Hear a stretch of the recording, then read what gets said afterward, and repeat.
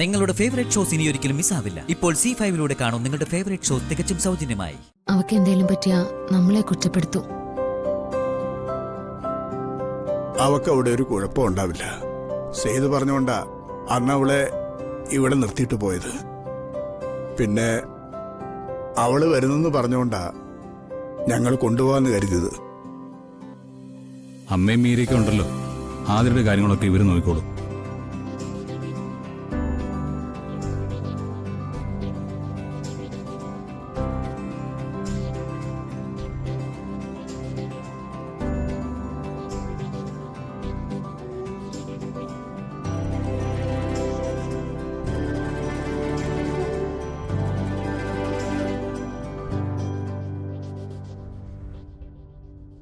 സച്ചിക്ക് എന്ത് പറ്റി? വല്ലായിക വല്ലതുണ്ടോ? ഏയ്, കുഴപ്പമൊന്നുമില്ല. അല്ല, നിങ്ങളെന്താ അവിടെ തന്നെ നിന്ന് കളഞ്ഞ്? അകത്തേക്ക് വരൂ, വരൂ.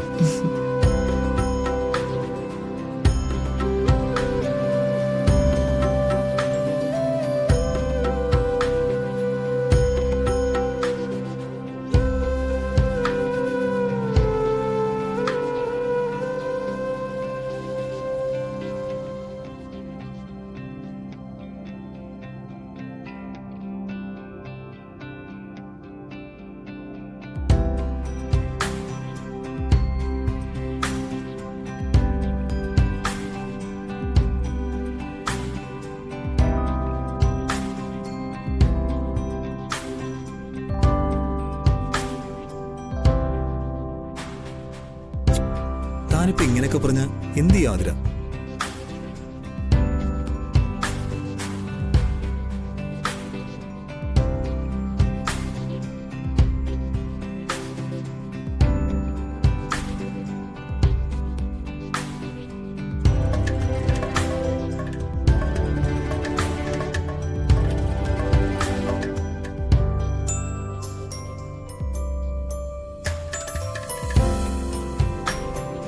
നീ ഇതുവരെ റെഡിയായില്ലേ?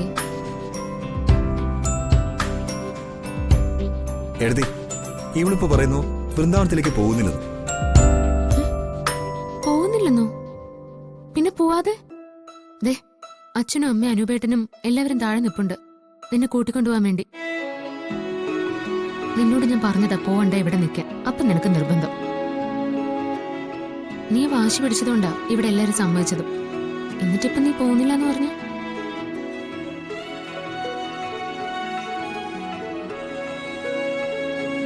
ഒരു രാത്രി കഴിഞ്ഞപ്പോ തീരുമാനം മാറാനും മാത്രം എന്താ കാരണം?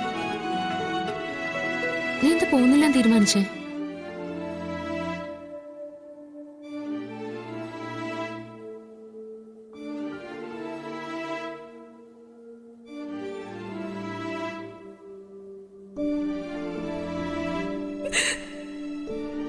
എടോ, താനിങ്ങനെ കൊച്ചുകുട്ടികളെ പോലെ ആയാലോ.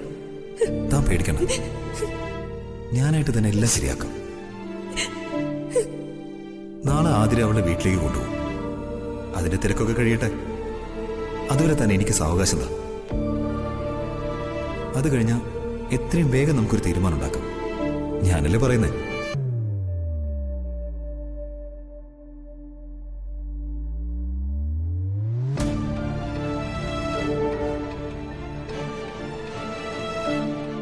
എന്താ ഞാൻ ചോദിച്ചാ നീ കേട്ടില്ലേ?